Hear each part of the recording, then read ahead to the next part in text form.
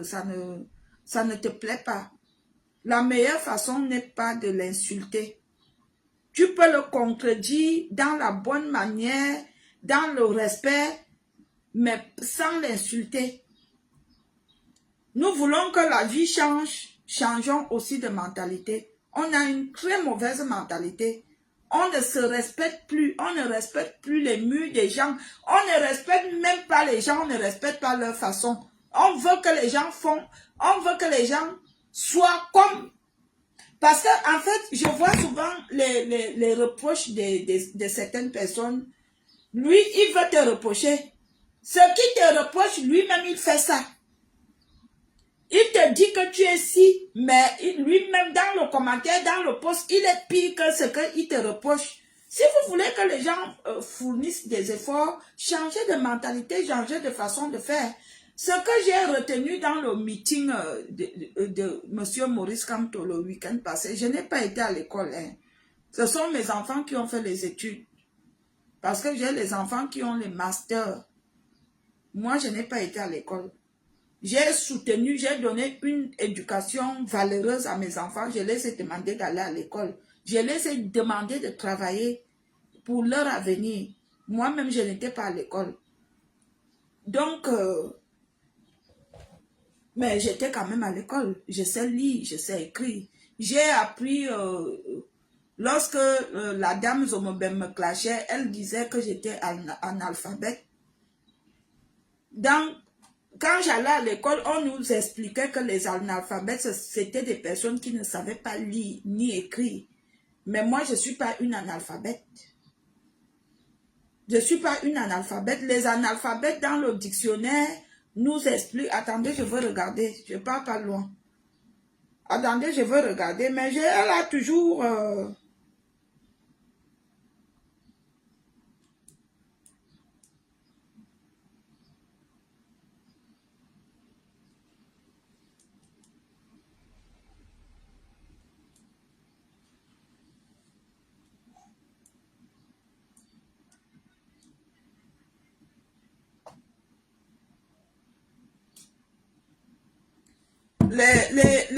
Les analphabètes, attendez, j'ai répondu à Prudence, excusez-moi. Prudence m'a écrit, j'ai répondu. Définition analphabète. Je suis sur Google. Comme je vois aussi des gens, les gens qui ne me connaissent pas, ils viennent, ils me disent soulade. Je me demande, est-ce qu'ils connaissent même la définition de soulade? Nous les Africains, on juge les gens à tort et à travers. On juge les gens parce qu'on voit les choses. On juge les gens parce qu'on entend. Moi, personnellement, la plupart des personnes qui m'ont clashé, je l'ai toujours dit, ce sont des personnes que je ne connais pas. Je ne connaissais pas Flore. Oui, on s'était vu dans une soirée, on a bu un verre, mais cela ne voulait pas dire qu'elle me connaissait. Mais Flore est venue me clasher comme si elle me connaissait. Le clash, dans le clash, il y a le mensonge. Marie-Christine Zomobem me clashait, elle racontait plein de choses sur moi, je ne l'écoutais même pas. Parce que je trouvais ça très ridicule. Je trouvais ridicule qu'une dame de son âge se met à raconter des méchancetés et qui ne sont même pas vraies. Donc, nous allons partir sur la base. J'ai mis analphabète. On nous décrit ici qui ne sait ni lire. Analphabète, définition analphabète, qui ne sait ni lire ni écrire, qui est incapable de maîtriser la lecture d'un texte simple. Remarque, il écrit. Voilà.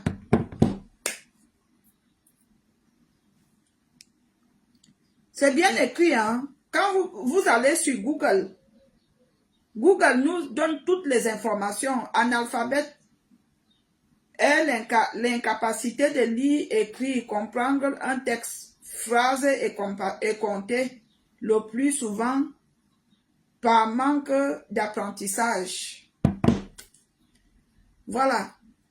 Donc moi, je ne suis pas analphabète parce que je sais lire, je sais écrire. J'étais même très forte à l'école. En dictée, j'avais souvent 20 sur 20. Parfois, j'avais 19,5 sur 20. Je ne me vantais pas. Je n'étais pas idiote à l'école. C'est les circonstances de la vie qui ont fait que j'ai fui l'école. Je suis désolée. Quand j'allais à l'école, j'étais parmi les 5 premiers de ma classe. Je discutais souvent, je me souviens, j'avais des camarades de classe qu'on était 5. Si je n'ai pas la place de 5e personne, je m'énerve. Il y avait Mokui, Marie, et Yona Yolande. Il y avait une Gumesia, une fille, elle était anglophone. On discutait les places. Qui est premier de la classe, qui est deuxième. Je n'étais pas idiote à l'école. Hein. Je n'étais même pas un peu idiote à l'école. Vous savez, dans nos familles respectives en Afrique, il y a beaucoup de choses qui arrivent à nous, à nos parents, et qu'on l'ignore. Moi, ce qui m'est arrivé que j'ai fui l'école, c'était une histoire mystique. Parce que je n'avais pas compris. Quand ça t'arrive, là, tu ne te rends pas compte. C'est plus tard que j'ai compris pourquoi j'avais fugué l'école, et c'était vrai. C'est quand je suis arrivée en France. Je suis partie, j'avais un petit copain en Suisse, je partais rendre visite, un Camerounais, un petit. Un samedi comme aujourd'hui, comme ça, j'ai fini de faire à manger parce que moi, j'aime faire à manger. Je suis une femme, je ne suis pas trop dehors, je suis une femme casanière. Même quand je suis au Cameroun, je ne suis pas une femme qui se pavane à gauche, à droite. Non, non, non, non. Je suis une femme, déjà, je suis fidèle. Pour les gens qui me jugent, je suis d'abord loyale en amitié et je suis fidèle. Parce que je vois souvent les gens, les apparences sont trompeuses. Hein? Ne jugez pas les gens par leur apparence. C'est vrai, je suis arrivée sur des réseaux sociaux avec le clash, mais c'est pas moi le clash. Hein. C'est des choses qui arrivent qui font qu'on devient comme ça. Facebook m'a transformé, j'ai reçu une bonne éducation. Donc, le monsieur, un jour, un samedi comme ça, j'étais avec lui, on était couchés. Et son oncle l'a appelé, son oncle lui dit, passe-moi la fille qui est couchée à côté de toi, ça vient en danger. Comme ça, tout simplement, j'ai entendu comment il a dit à son oncle, comment tu sais? Il dit qu'il y a une fille qui est couchée à côté de toi. C'est comme ça qu'il me passe son oncle. Son oncle me demande que tu t'appelles comment. Je donne mon nom, je dis que je m'appelle Amougou. C'est comme ça que son oncle dit que, aïe, il était dans le taxi, il dit que je suis à la poste centrale. Attends, je descends du taxi. Il est descendu du taxi. Il a commencé à me raconter, me dit que, tu as fui l'école, non? J'ai dit oui, j'ai fui l'école. Il dit que tu sais pourquoi tu as fui l'école? Au téléphone, hein? On était au téléphone. Tu as fui l'école parce qu'il y avait une femme. Ça vient du côté de ta mère. Ma tête jette l'air. Ça vient du côté de ma mère comment? Ça s'est passé comment? Ça vient du côté de ma mère comment? Elle me dit que le monsieur me dit que ça vient du côté de ta mère, dans ton village. Attendez, je mets ça pour vous voir. Ça vient du côté de ta mère, dans ton village. Ma tête jette l'air. Ma tête jette l'air. Je fais un coucou à ma femme qui m'a offert ces belles lunettes de couleur rose, de couleur violette. Merci beaucoup. Si tu es là, bisous à toi. Merci à ma Fana. Elle m'a dit qu'elle travaille à l'ONU, l'Organisation des Nations Unies. Merci ma Fana, merci. Tu te reconnaîtras. Elle m'a offert cette jolie paire de lunettes. Merci, merci beaucoup. Merci aussi pour le cadeau que tu m'as donné, merci. Je vous serai toujours reconnaissant. Merci ma Fana, je vais porter ça en allant à la réunion cet après-midi. Merci, tu te reconnaîtras ma chérie. Donc, du coup, le papa là m'explique que, n'est-ce pas, tu as fugué la maison avant quelques jours des compositions. J'ai dit oui. Elle me dit que tu sais, ça vient du côté de ta mère. Mais c'est dans ton village. Je dis, ça vient du côté de ma mère et c'est dans mon village comment. C'est comme ça que le monsieur là m'explique que la maman là, elle est la tante de ma mère, elle est au village. Il commence à me dire, il me dit qu'elle est brune. Je dis qu'on a beaucoup de mamans au village qui sont brunes. Elle me dit que son mari est aveugle. C'est là quand elle m'a dit ça, je vois comment j'étais avec cette vieille, cette sorcière. Je lui puisais de l'eau, je partais chercher du bois, je lui donnais mes vêtements. Ne donnez pas vos vêtements. En Afrique, on ne donnait pas, ne donnez plus vos articles aux gens. Quand vous ne portez plus mieux, vous mettez l'essence dessus, vous brûlez. Parce que même quand vous jetez, peuvent prendre. Je vous dis en toute sincérité, l'homme noir est très méchant. L'homme africain détruit pour rien. Cette maman-là, je ne faisais pas les travaux, les premiers travaux à la maison, je partais faire chez elle. Je puisais l'eau. À l'époque, on puisait l'eau à la forêt. Je puisais l'eau à la forêt, je cherchais le bois, je lui donnais mes tenues de classe. Elle m'appelait en Vodam. En Vodam, la sorcière là m'appelait mon amie. Elle m'appelait mon amie. Cette hiboulogue là. Démontologue. Quand le monsieur là m'a dit ça, j'ai revu comment j'étais avec elle. Comment elle venait me demander de lui donner mes tenues. Quand je demande que tu fais quoi avec les tenues, il dit que c'est pour aller au champ. Et effectivement, elle portait mes tenues pour aller au champ. Le papa là m'explique que tu n'es pas seul qui a fait ça. Il vous a fait à tout le village, tous les jeunes de mon village, mes cousines. Elle a bloqué les accouchements, elle a bloqué l'enfantement, elle a bloqué. Elle dit que n'est-ce pas, vous êtes que dès que vous accouchez un seul enfant après, vous aviez des difficultés. Elle dit effectivement. Elle dit que le papa là me dit que elle a creusé, elle vous a mis dans les boîtes comme ça. Les boîtes comme ça. Elle prenait les habits et les cheveux, tout ce qu'elle prenait de toi, quand tu écris là, le cahier, elle met un bout de papier, elle mettait. Tu vois comment tu fais le bac 5 fois, tu échoues. J'ai des cousins qui ont fait le bac 5 fois, ils échouent. C'est quand il faut faire en privé, au Tchad là-bas, qu'ils réussissent. À cause de cette vieille-là. On l'appelait Ndié. La sorcière Ndié Amélie. La hibou. C'est comme ça que le papa là m'explique que, comme tu vois là, c'est elle qui est l'origine de tes problèmes. J'appelle ma mère. J'ai dit à ma mère que quelqu'un vient de me raconter mon histoire. C'est comme si la personne là, si le gars là était de me tête, j'allais dire que c'était un montage. Mais il était petit, mais il n'était pas d'union et saut. Il était petit de Mofu Afamba. Il n'était même pas d'union et saut. Il était de Mofu Afamba. Le gars m'a raconté, le monsieur là m'a raconté mon histoire comme ça. J'ai appelé ma mère. Mes gens, ma mère m'a pris. Elle m'a voyagé.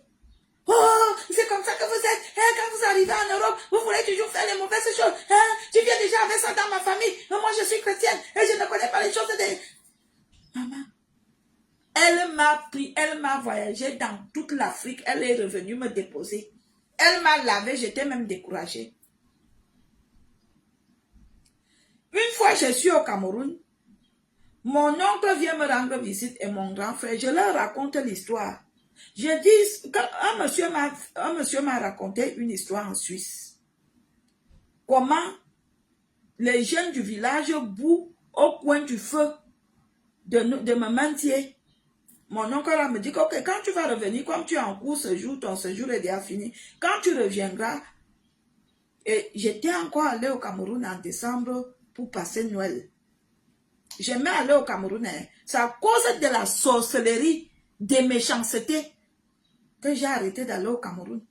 Parce que quand tu pars sur place, ils te font ça dur. Si tu n'es pas protégé, quand tu reviens, tu viens voir le rouge. Quand tu pars sur place, quand tu quittes l'Europe pour aller au pays, il faut te protéger. Ne partez pas chez le marabout, allez voir les vrais hommes de Dieu. Quand vous savez que vous devez rentrer en France, allez vous protéger vers les hommes de Dieu. Parce que le marabout, même il y a des marabouts qui partent prendre leur part, qui prennent même vos chances. Toi, tu pars pour qu'il te lave, lui prend encore, il te lave, il te fait le contraire. Donc, allez chez les hommes de Dieu. Je vous dis la vérité, hein. J'ai vécu ça, hein. J'ai vécu ça, hein. J'ai vécu ça, hein. C'est comme ça que mes gens. Je suis à Yaoundé comme ça, j'habitais en Colmeson. Je suis chez moi. Je vois mon grand frère qui rentre vers 19h avec des sacs de nourriture. Je dis, hé, pourquoi tu ramènes tout ça, le poulet, tout ça, les choses du village? Tard la nuit, est-ce qu'on meurt de faim? Il dit que c'est ma mère qui m'a envoyé te demander pardon. Je dis, ah, j'ai fait quoi à ma mère?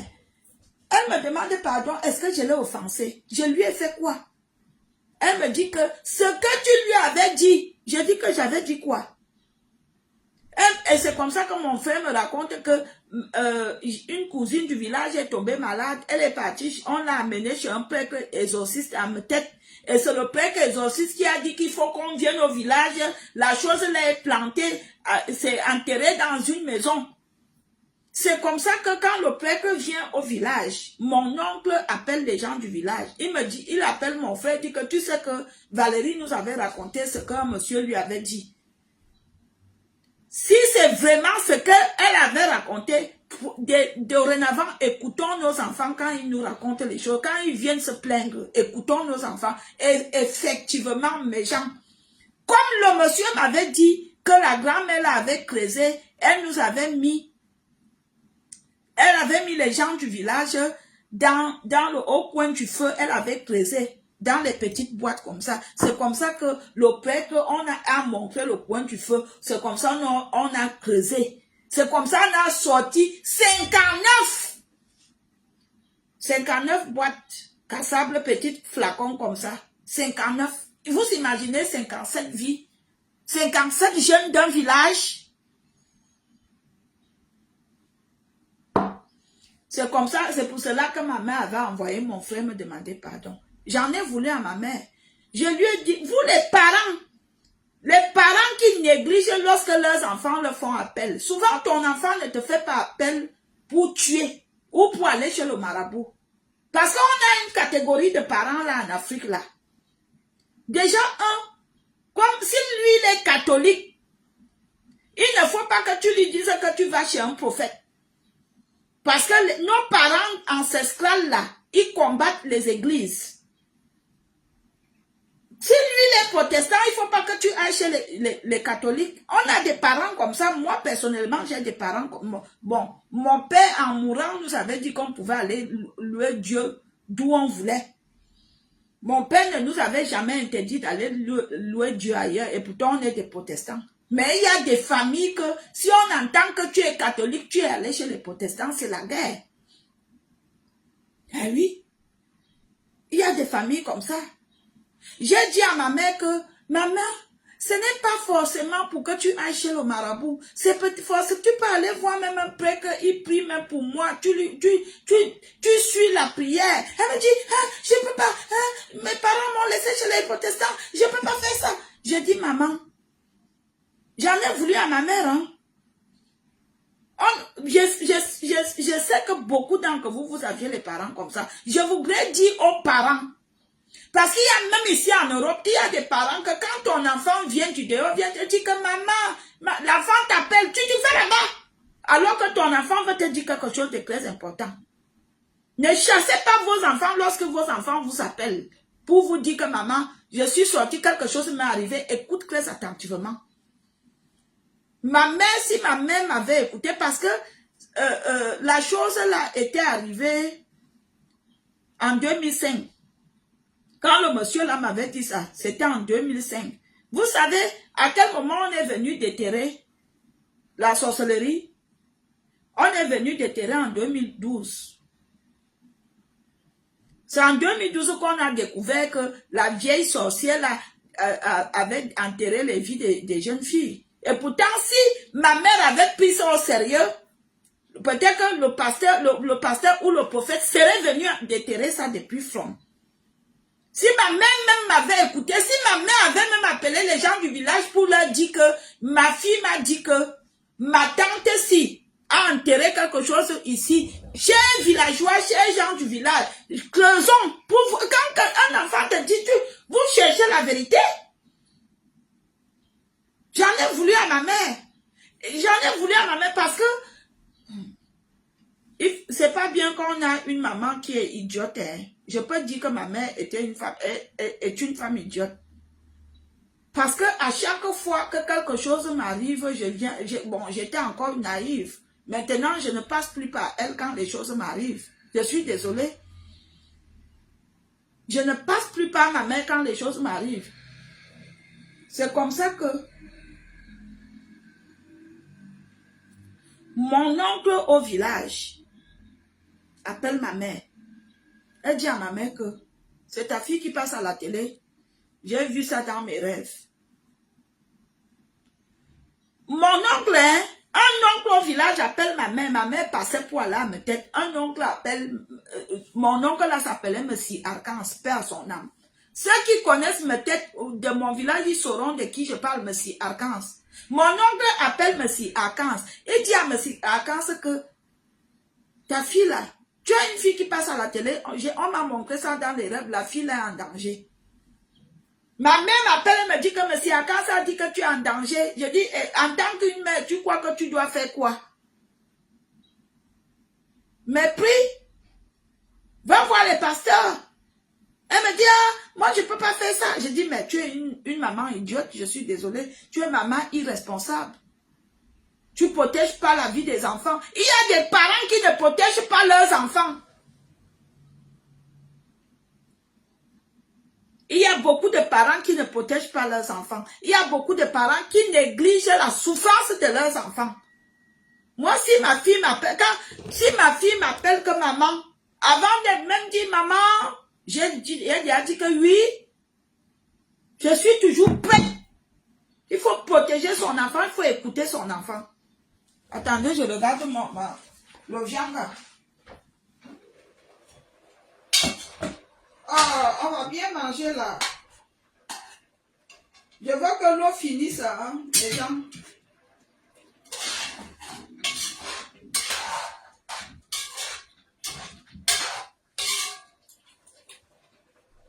Je fais le bien comme à ma tête.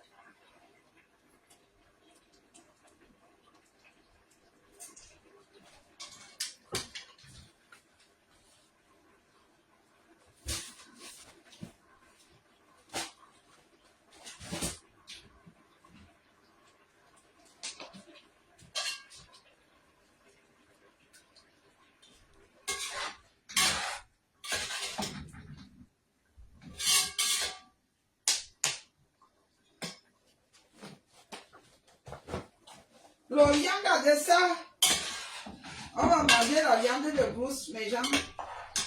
On va bien manger.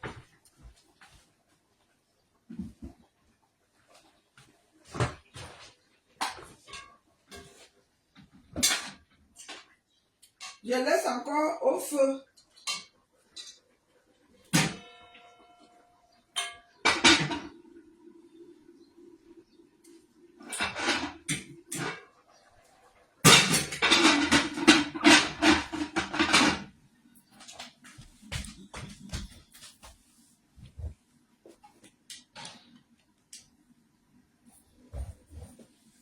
J'étais à quel niveau? Rappelez-moi. J'étais en train de dire quoi? Une autre fois, c'est comme ça que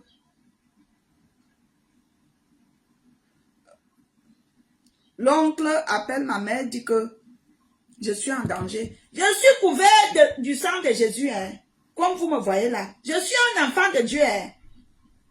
Moi, je suis couvert. Hein. Je jure, quand les gens disent souvent qu'ils sont couverts, là, peut-être qu'ils ne sont pas rassurés. Moi, je suis couvert. Le sorcier ne peut rien me faire. Moi, je le dis, je suis couvert. Hein. C'est comme ça qu'on va dire ça à ma mère. Elle me dit, elle néglige. La femme de mon cousin, mon cousin était mort.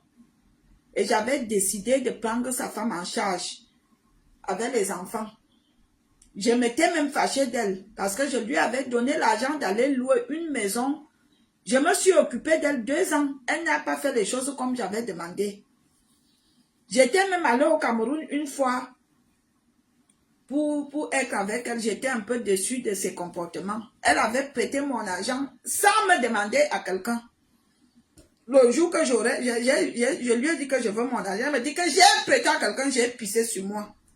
Les gens m'ont déjà fait les choses, hein. Les gens m'ont déjà fait les choses, seul Dieu sait.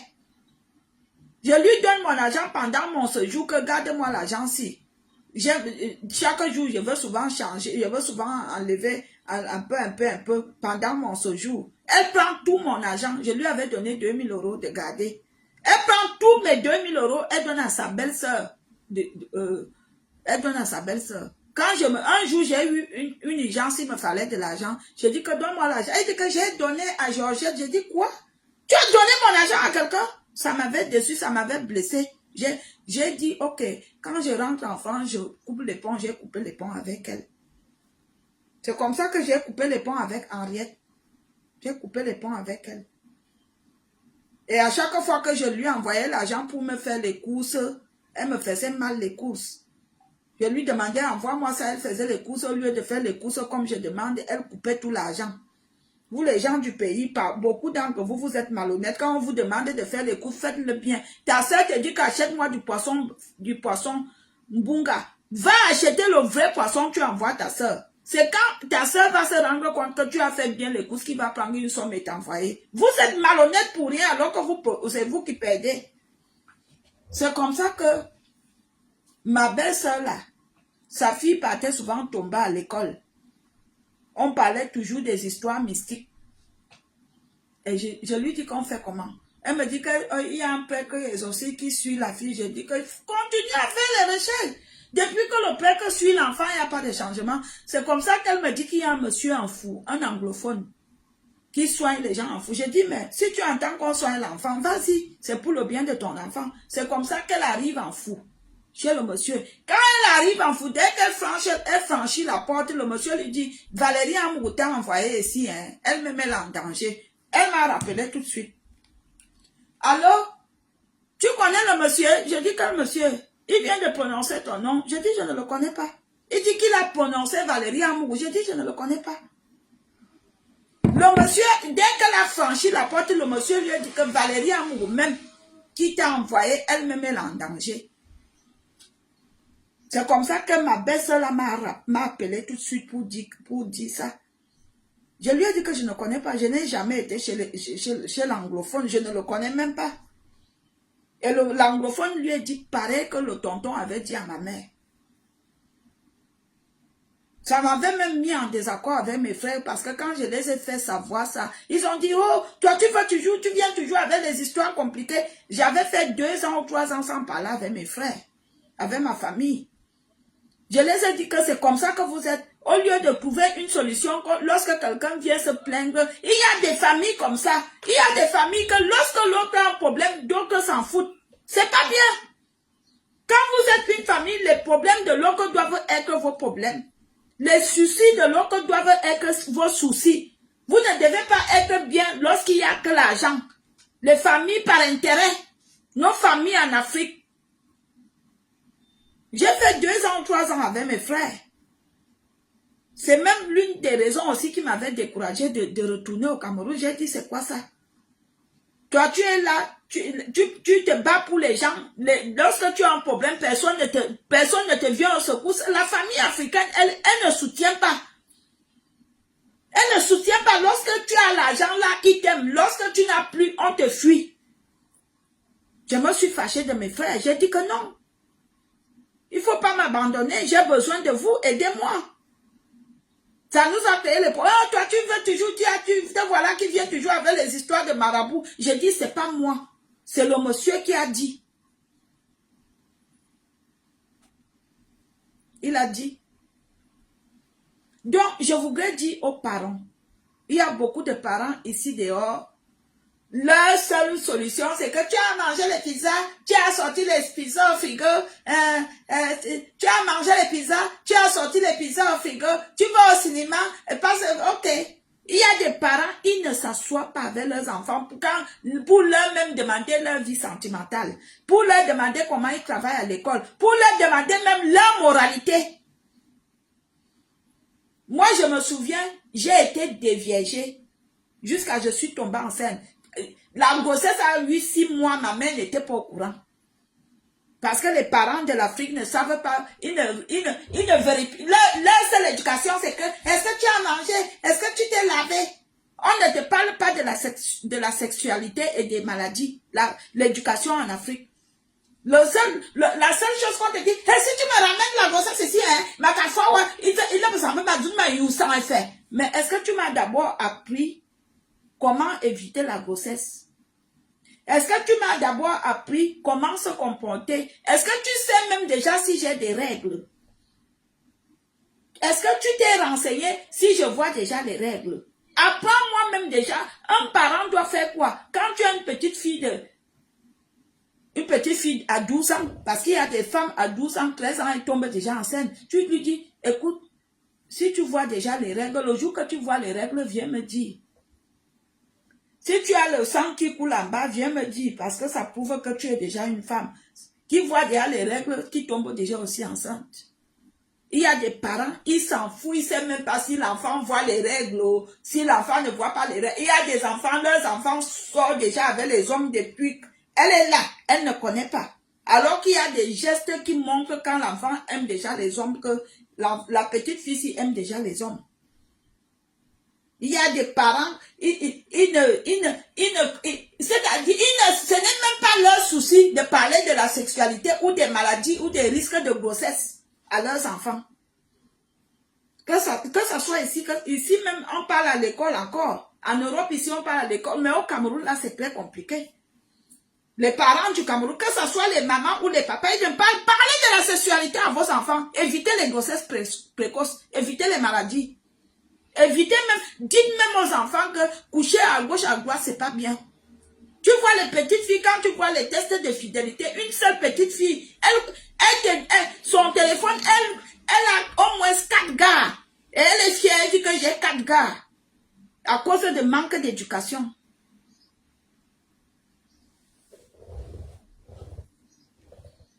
Je suis tombée enceinte. C'est pas parce que j'étais bête. C'est parce que la personne qui l'enceintait m'a menti. Il m'avait dit qu'il va jouir dehors. Mais moi, je savais parce que quand on a pris rendez-vous, jeune fille et jeune garçon, je lui ai dit qu'aujourd'hui, je ne peux pas faire l'amour.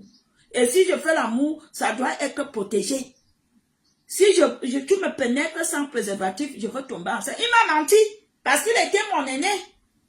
Il m'a menti, il m'a dit que lorsqu'il va devoir jouir, il va jouir par terre. Quand il a joué, je lui ai dit que je suis déjà enceinte. Je lui ai dit que je suis enceinte. Là où je suis là, tu m'as déjà mis enceinte. Quand je calcule mon cycle, tu m'as déjà mis enceinte. Et c'était comme ça. Et au même moment, je suis tombée enceinte. J'avais ma cousine, ma nièce aussi, on a eu les mêmes problèmes. Elle me dit, elle est venue se confier. Moi, je ne sais pas, les gens m'ont toujours trahi. Hein. Je ne sais pas, moi, je ne sais pas trahir les gens. Elle est venue me dire qu'elle a le retard, que je dois garder le secret. Je lui ai dit que même moi-même, je risque d'avoir un retard. Je dis que je veux avoir le retard. Mais pour moi, elle a dit à tout le village connaissait sauf moi. Donc ça se murmurait au village, sauf ma mère. Ma mère, parce que ma grossesse est restée 6 mois, ma mère ne connaissait pas. C'est ma grande soeur qui est venue de Douala. Elle a entendu le Congo. Ça, vous savez, quand vous quittez le village, quand vous arrivez au village, vous partez de maison en maison. C'est comme ça qu'elle allait entendre le Congo, ça que je suis enceinte. Et je sais que j'avais dit à ma nièce. Règle numéro 1, vos secrets ne les dites pas aux gens. Gardez vos secrets jalousement. Même si c'est votre meilleur ami, il ne faut pas dire. Hein? Il n'y a pas de meilleur ami en ce moment. Le monde va dans le mauvais sens. Ne dites pas vos vrais secrets. Ton secret, tu le gardes au fond de toi. Tu le gardes pour toi. Si ça te fait très mal, si ta mère a envie et que ta mère n'est pas bavarde, tu l'appelles, tu dis que maman, j'ai un problème qui me dérange, j'ai un secret. Vos secrets, ne dites pas à n'importe qui. Hein. Le monde va mal. Hein. Le monde va mal, le monde tourne mal. Hein. Les choses vont à l'envers. Donc, je venais vous parler. Attendez, je veux manger, je vais aller faire les courses.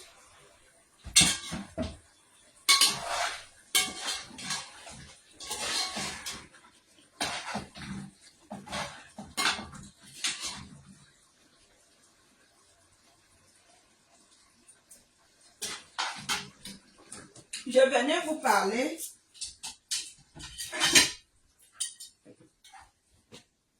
Je mange la viande de brousse.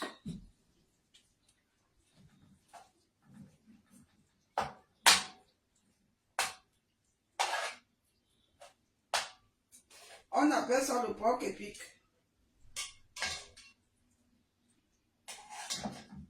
J'ai fait ça comme en tête.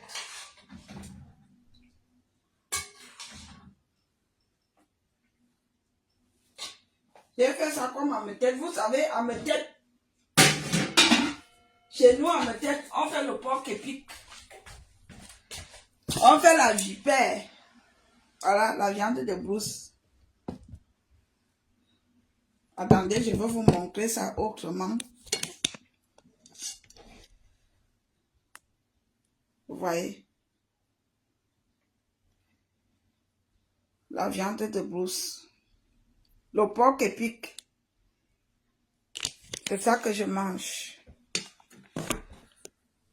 Attendez, je pense que ça se mange avec du vin rouge, non? Je veux boire un verre de vin rouge. Restez là.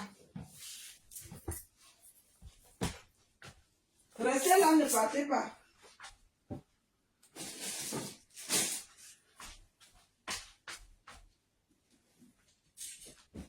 Oh, oh, oh, oh, oh.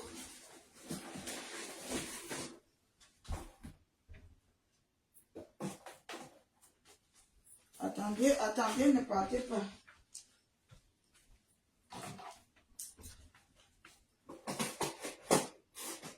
J'ouvre le carton.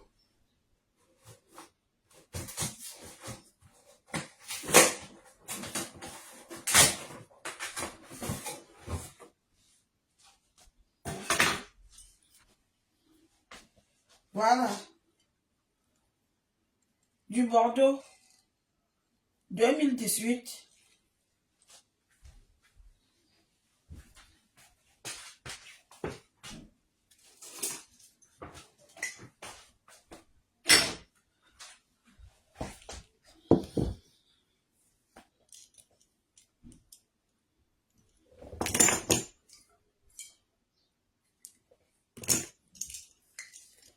Donc, quand vous aviez des enfants, surveillez vos enfants, trouvez un petit moment de causer.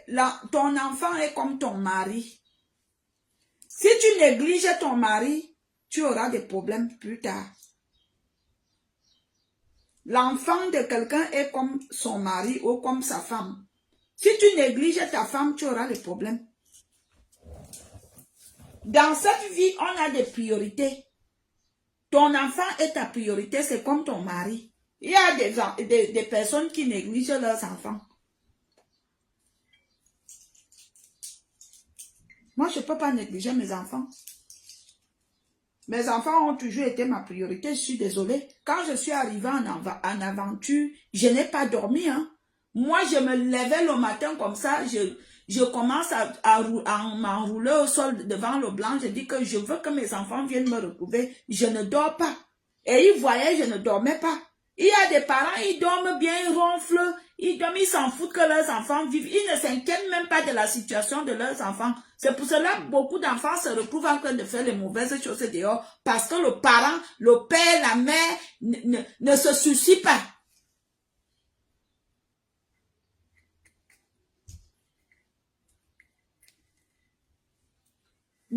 Dieu se souvient des parents qui se soucient de leurs enfants. Dieu se souvient des parents qui donnent une éducation favorable à leurs enfants.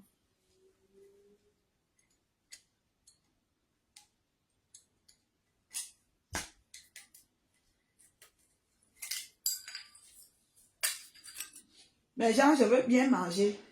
Souhaitez-moi bon appétit. Je ne vous lis même pas. Je ne peux pas vous lire. Ça ne me manque pas les commentaires. Je suis désolée. Je ne vous lis pas. Si vous écrivez et que je ne vois pas, je ne vois pas.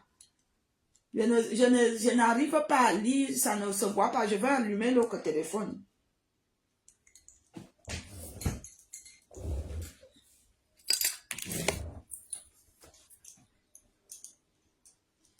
J'ai fini de manger ça. Je vais aller faire les courses en bas là-bas. Parce que je devais aller avec quelqu'un, je vois que la personne là m'a complètement zappé. On avait rendez-vous depuis 10 heures. Parce qu'il me faut le papier toilette. J'achète souvent, je fais souvent mes courses, j'achète les petites choses là à Aldi, pardon, à Action.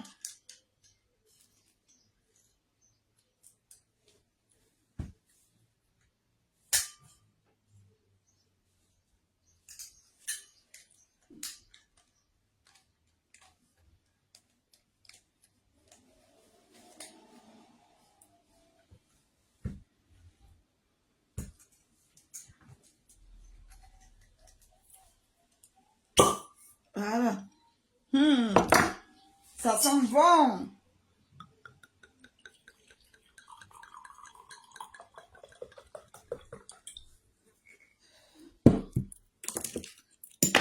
C'est du bon Bordeaux, la bouteille. Attendez, je vais vous donner le prix de la bouteille.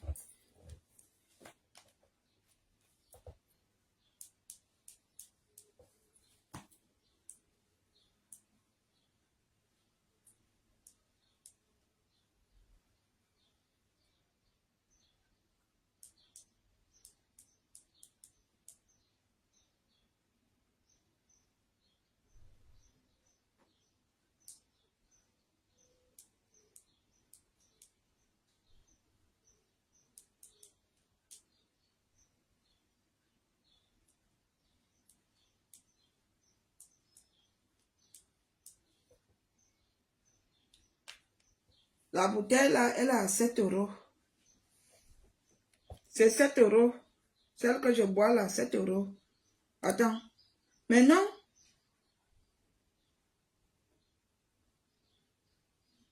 Non, c'est pas ça.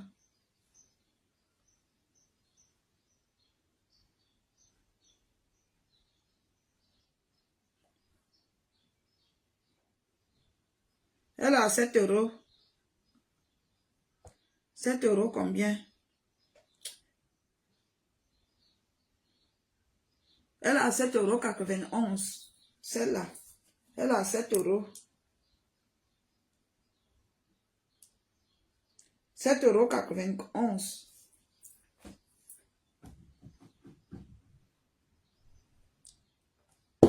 €7 91.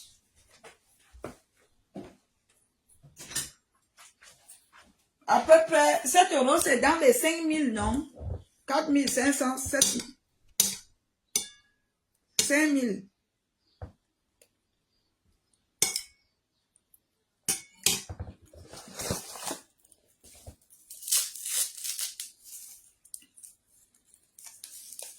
Quand vous êtes un parent, ne pensez pas que seule la nourriture, les chaussures de marque, les vêtements de marque suffisent aux enfants. Lorsque les enfants sont de bas âge, veillez à ce que les enfants soient polis et bien élevés. C'est important, hein? Quand tu as bien élevé ton enfant, tu lui as donné une bonne éducation à vie. Partout où il ira, partout où il va travailler dans une formation. Il n'a pas été à l'école, il sera poli. C'est pour cela que le monde va mal. À cause de la mauvaise mentalité, la mauvaise éducation que beaucoup d'enfants ont reçue de leurs parents. Moi, je vois ici sur des réseaux sociaux, Tu publies ta chose, tu n'indexes personne, tu n'insultes personne. Quelqu'un se lève, il vient t'insulter. Comment moi je peux me lever à aller insulter quelqu'un qui a publié sa chose et que ça ne me concerne pas? Si ce n'est pas la mauvaise éducation, c'est quoi? La mauvaise mentalité. Changez de mentalité. Vous voulez que le monde change, le monde évolue. Changeons de mentalité, changeons la mauvaise façon de faire.